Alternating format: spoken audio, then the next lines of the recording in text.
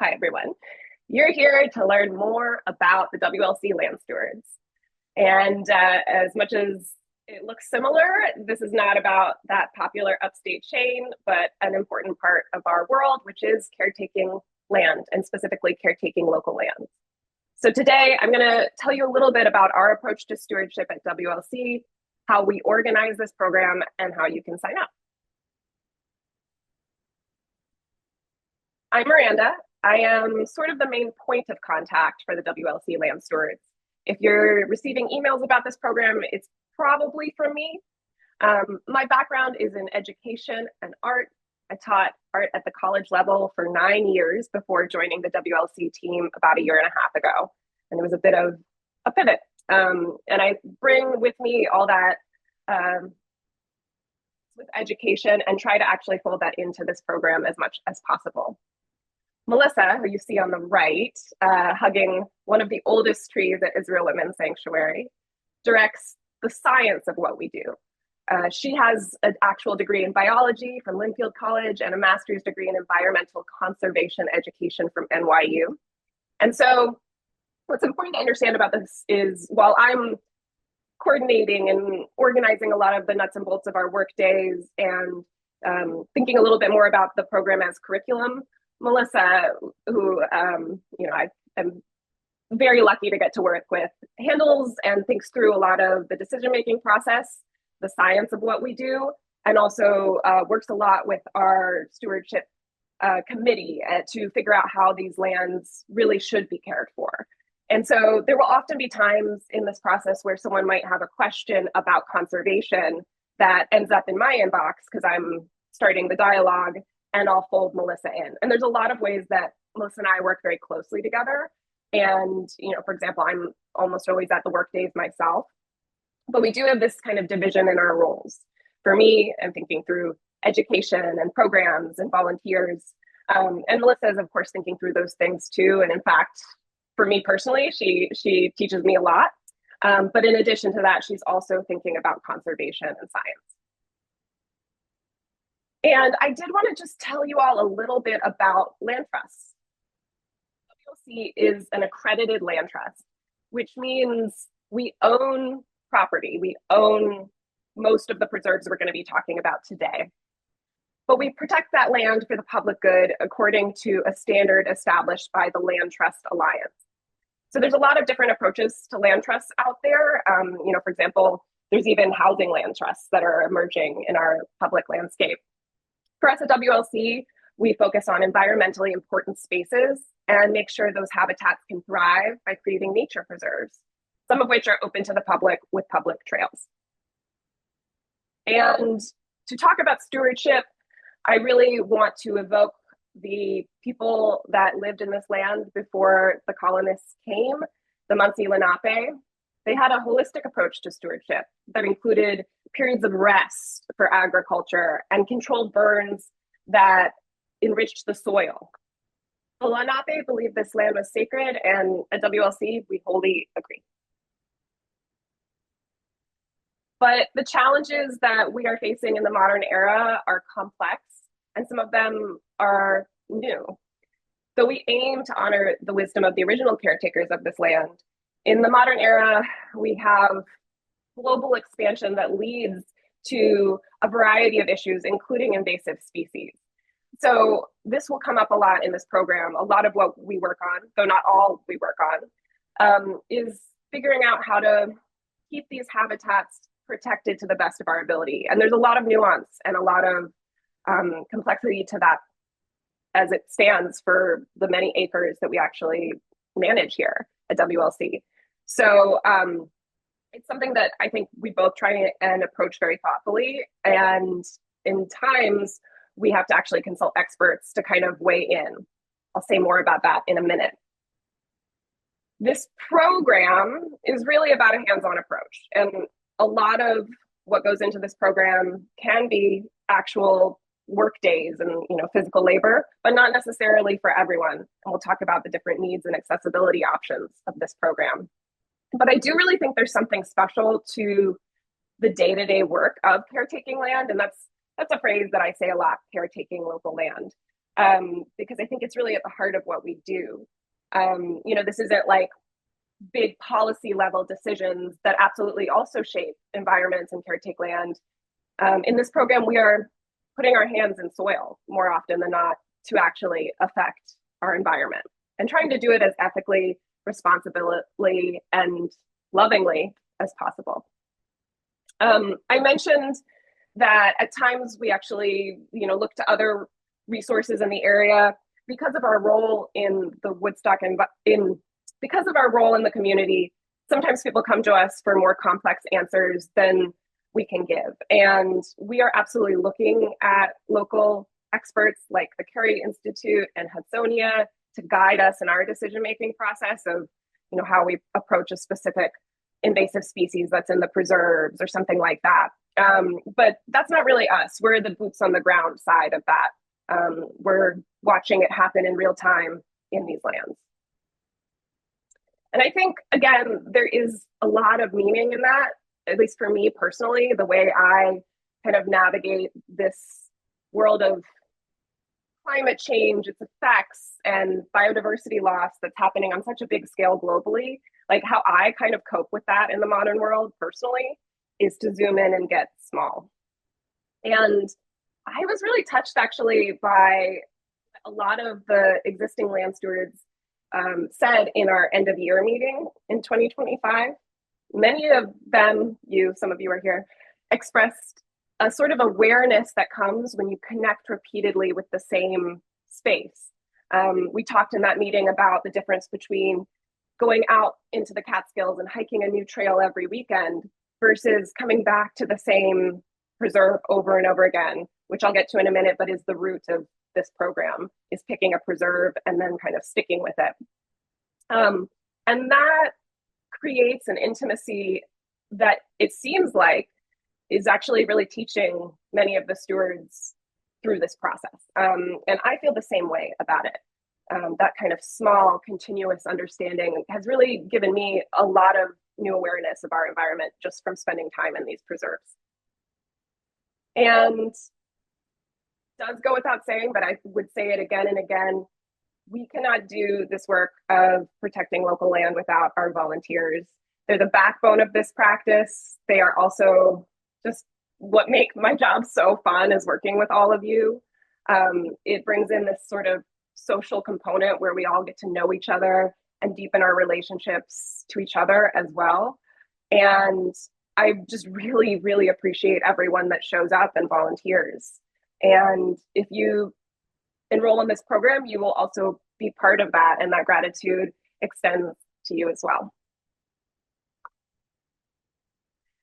One thing that I try to really describe about our version of the stewards program, like lots of local land trusts will have trail stewards as a aspect of the work, and all those programs I think very highly of, and I'm always kind of encouraging people to connect with whatever's their local land trust. But one way that I think WLC is approaching it just a little differently, we're calling this the WLC Land Stewards. You are taking care of trails when you join this group, and you are thinking about trail accessibility for sure. But I think we're also really connecting to the larger preserve itself. And that means land beyond what's just on the trails, and extends also to habitat protection and biodiversity. And for us at WLC, water is a big part of our mission too, as showcased by our program theme this year, which is Ecologies of Water. And so when we talk about connecting to a preserve or protecting local habitat, that also means the water that moves through that land. So I encourage you to think about that as you join this program. And, I will, and Melissa will help to make those connections clearer and clearer. But in a lot of ways, hope is that you feel connected to this land and see how you as an individual are also part of it. So we're looking at this idea of stewardship in a way that extends hopefully beyond just the general premise of trail stewardship. You're probably starting to wonder what the actual responsibilities are, what's going to be expected of you. And this next section, I'm going to dig into that a little bit. So first, the process. If you haven't already, you're going to pick a site, and then you're going to be part of communications for that site, as well as receiving general WLC land stewards emails. I'll talk about this more in depth in a minute, but a lot of the communications for the specific preserve happen just on a simple text chain with your cohort, which is usually going to be small, like 6 to 8 people. And then beyond that, we hope that we can engage you for events beyond just the monthly check-in to your site, and that you'll join our WLC community. Although, there's no strict and hard, fast requirements for this program. You're never going to be like kicked out if you don't, fulfill something that I've gently put out there as an expectation of you. And then fourth, for people who want to stick around more than a year, we want to really support deepening this connection to land. And so we'll talk about that more as well, what that can mean for people who want to, go a step further, maybe lead a workshop or get involved in a volunteer opportunity beyond the stewards. So step one, you're going to choose a location.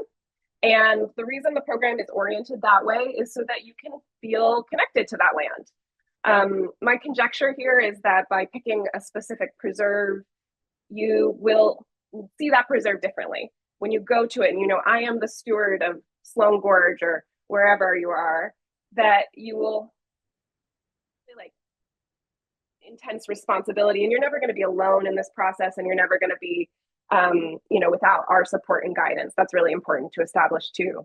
But just to feel like something that means you're supposed to be there. And so that's why we organize this way. We have many trails and locations in the Woodstock area, but not all of them do we have WLC land stewards. I'm going to talk a little bit about the spaces that today we're going to offer as sign up. There's a lot more I could say about any of these. I love each of these spaces and have had such a privileged time exploring them for the past year and a half since working at WLC. So I apologize if this is not, but I just wanted to list what I think of each preserve being like. This is very much like my take, not official WLC. Israel Women's Sanctuary has our biggest trail network. And I also think if you're a mushroom person, a fungi person, it's a great place to look for mycorrhiza and their fruiting bodies. It's also the only of our preserves that does not allow dogs on leash. And we can talk more about that if you have questions, but that's probably important for some of you to be aware of. The next few preserves, dogs are allowed on leash at all of them. Snake Rocks is kind of up a big hill off of Dixon in Woodstock, and it does have this kind of like interesting, because the hill precedes the trail, it's more secluded than some of our other spaces, but I think of it as our most romantic preserve. I'm always trying to convince people to have like picnics there with their significant other, because I just think it is so sweet. It's also got a good amount of elevation compared to some of our other sites. So if you are someone who likes a scenic lookout, that spot could be for you. Xena Cornfield was actually in one of my slides a few slides back, and it is a historic site of Lenape agriculture. It has had corn growing in it for about a millennia, or it did before the modern era in which it's now preserved. And it is an open field with a great view of Overlook Mountain, which you can see in this picture. And it's also our most accessible site. It's probably the easiest of our preserves to just pull up in a car, to do the stewarding rather quickly. It's very flat. So for certain people, that's really important to understand. And we can talk about that more too if you have questions. Sloan Gorge has very cool rocks. It's like our best geology spot. And it also has a geology tour that's part of its kiosk, I guess you would say, designed by the legendary Dr. Robert Titus. And it's got an exceptional deep geological history that you can really just like see as soon as you walk into the gorge. And then Rock Oak Preserve, I've been kind of sweetly saying is like the frog preserve. I mean, obviously there's frogs and mushrooms and rocks at all of these places, but Rock Oak Preserve is our newest one. It's rather small. It's like, I think 30 acres, and has ephemeral pools and lots of great wildlife. It's also in West Hurley, which for anyone who's a little bit more oriented towards the Kingston metropolis, that would be your closest site to the Woodstock area. Here are the expectations of you. And again, like, I'm not going to kick you out of the program if this doesn't work out. That's absolutely not the point of any of this. But the main thing that we would really hope you would fulfill if you join us is that you would visit your preserve once a month and complete a checklist, and that you would communicate with WLC staff and your cohort about what you see there. I'll show you some examples in a moment. But that's the main thing, and that's something that we really need from this program is your help putting eyes on the trail and in the preserves, because Melissa and I are otherwise the only WLC staff members who are really tied to the aspect of checking the kiosks and the trails, and we rely on your understanding of these spaces to make sure that they, stay accessible, that a log hasn't fallen somewhere that makes it hard to move, or that something else isn't going on there. And then the final two elements of these expectations, they're a little softer, but I would really encourage you to try to do this part of it. Try to come to at least 4 events a year. And I'll talk about what those events might be. There's a lot of variation in what can count, but no one's actually going to be like marking you off or making sure of that. And then 4, really consider yourself a caretaker of land. Feel invested in the success of these spaces. I really do want to accommodate whatever needs might emerge, or needs you might want to express about your ability to steward these places. And different preserves have different amounts of access and different challenges. So let's say that, mobility is something of a concern for you. That's where I might say Xena Cornfield might be a really good place for you to steward, because you can drive up to it and it's all flat. A site like Sloan Gorge or Snake Rocks, as much as we hope to continue to make these places even more and more accessible, there are some challenges as far as accessing those spaces if you have trouble walking or balance is an issue. So I'd want to check in with you about your needs, and make sure that we're, including you, which we absolutely want to do. We talked about this checklist, which is going to be sent to you if you sign up in the form of an orientation manual, so you'll have it written out. But these duties I think of as relatively light, and hopefully pretty manageable. You can give me feedback on that. The checklist includes some light clearing of the trails when there's a branch you can actually physically move yourself that's fallen across it, checking the staircases if they exist in your preserve, checking the kiosk and actually maybe even like clearing the cobwebs away that form on the edges of it, and ensuring that there are enough brochures in the kiosk, letting me know if there aren't, for example, and picking up some trash if there is any at the preserve. And we can talk more about any of these in detail if you have questions. So I've been talking about this communication aspect, and in some ways, like, the most important thing is that someone like me or Melissa actually knows if there's a real problem that's changing the preserve. And that usually, like 98% of the time, is a tree has fallen down across the trail. And so you can always just let us know, Melissa and I. But one of the things we practice in this program, and that you should hopefully consent to if you're joining, is this idea of a cohort. So the different preserves have cohorts, and simultaneously you're part of this bigger WLC land stewards group. When you visit the preserve and you do your check, you text the cohort, which is a group that I will add you to, how it went.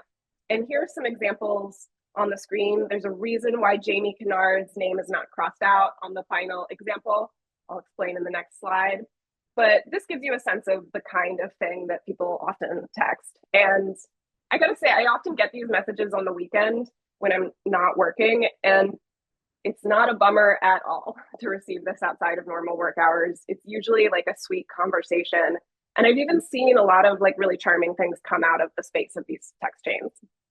So in the middle there's an example of like thing happened, and now Miranda and Melissa need to figure out how to fix it. And sometimes there's like a little more teamwork than that goes into it. On the right is an example of a sort of insight that touches into something a little more ephemeral or experiential. And the reason I didn't blur out Jamie's name is because I also really like to credit him for these photos he took on that day. So Jamie is one of our trail stewards at IWS and also a notable nature and wildlife photographer from Woodstock. And these photos were taken on the day that he observed 100 to 200 goldfinches in the trees above the stream. And he says it was all you could hear, wild. And I just love this moment. Yes, we're doing safety checks and making sure that, there's no fallen logs. But even like better than that to me is this moment of just wonder and awe in which Jamie takes in this massive amount of beautiful birds and then shares it with the other people who feel deeply connected to this land. If you do notice something that requires additional attention at the preserve, we do need to know about that so that we can start talking to our chainsaw stewards, which is something I'm going to mention next. But one thing I do want to mention is at Sloan Gorge and Israel Whitman Sanctuary, which are places with sort of like bigger trail networks, we do ask you, if possible, to download a free program called Avenza. There are instructions on this in the orientation manual I will send to you.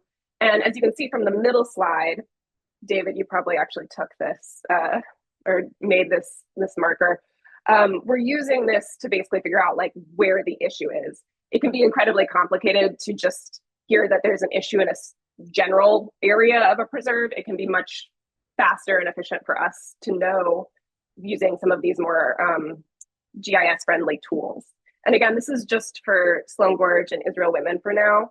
The other preserves, it's not necessary. So I mentioned the chainsaw stewards, which if you don't currently feel comfortable with a chainsaw, then this part isn't necessarily for you, but maybe someday we can work to a place where that's not the case, where you learn new skills like chainsaw use. We're not in the business of cutting down trees really at WLC. That's not at all a part of our mission. But as I've mentioned, one of the biggest things that obstruct preserves and obstruct the trail are downed trees. Every time there's a big storm, it's quite common for it to happen, especially these eastern pines. So we have a separate group within the stewards program called the chainsaw stewards. And I can talk about this with anyone who has that experience, but if you do have chainsaw experience, I would really love to include you in this part of it. It's a really useful volunteer effort for us. And we are very, very grateful to our chainsaw stewards. One question sometimes people have is, if I'm a chainsaw steward, can I also still pick a trail to steward and to feel connected to? And the answer is yes, but you also don't have to. Our chainsaw stewards tend to like float so that when we have issues at any of the preserves, we call them. So they don't necessarily do the monthly checklist thing, but they're sort of on standby. And again, there's no like hard and fast requirements, but it's nice to have a network of people who feel comfortable with a chainsaw. We have 2 chainsaws that we can also, in those moments, help you to,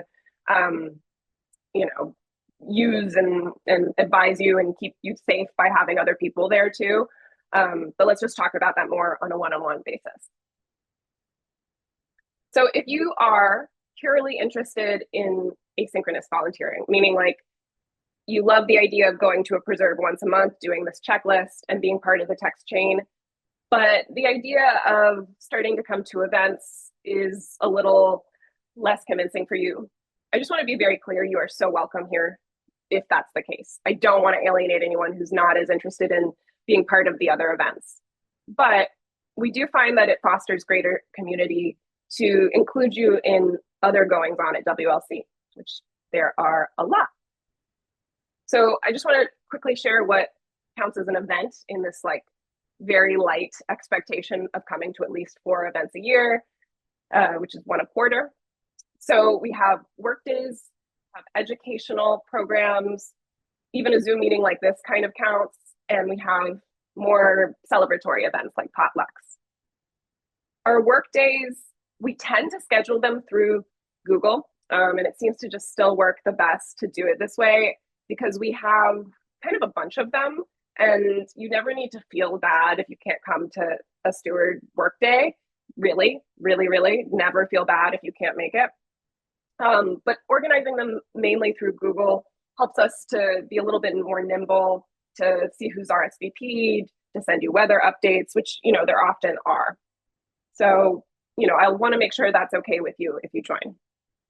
The other thing that is an aspect of our work is that a lot of nights and weekends, and while Melissa's, I think, open to that, her job is very much more like during the week.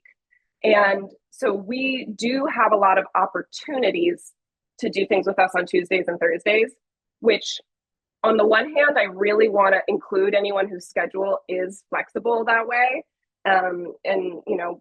We're fortunate that there seem to be a lot of people in the Woodstock area who can accommodate that and want to come out with us during our normal work hours and, get their hands dirty.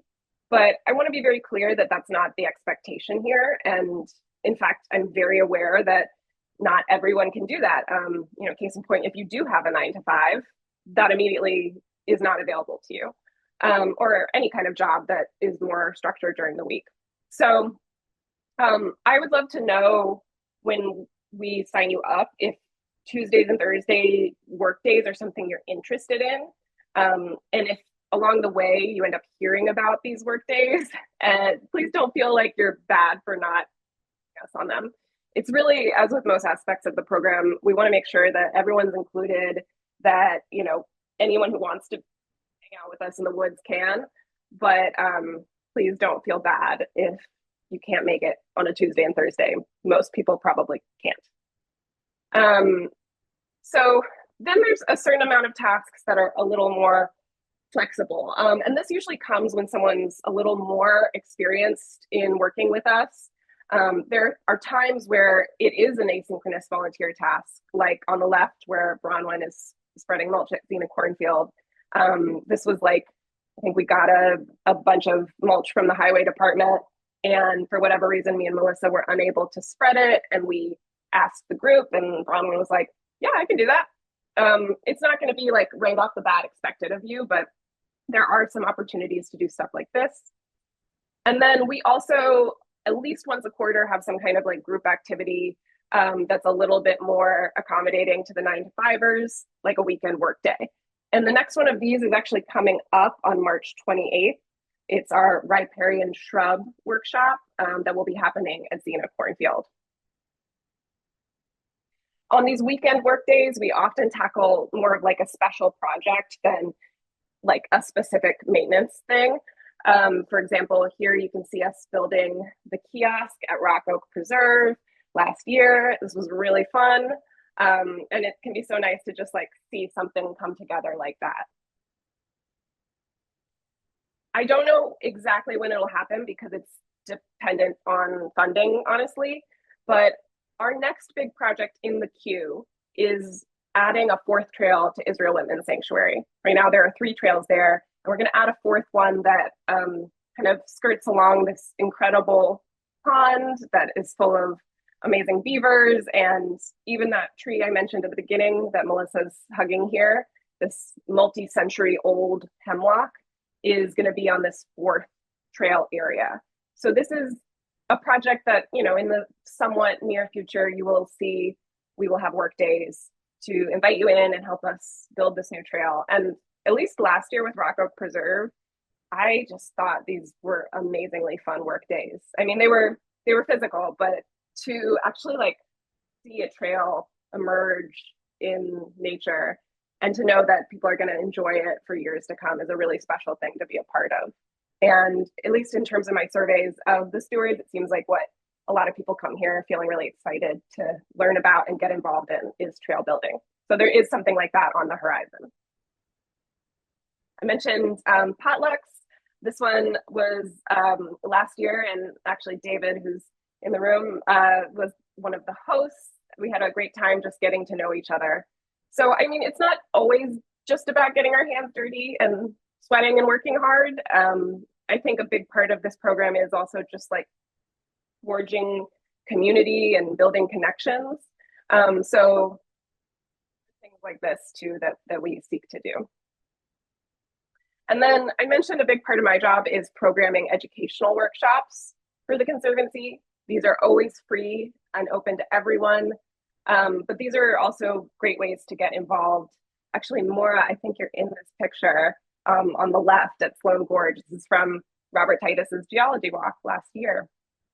These are listed on the website, or www.woodstocklandconservancy.org, as well as our Eventbrite page. And there's lots of ways to sign up and get involved. You can go to our link tree in our Instagram too.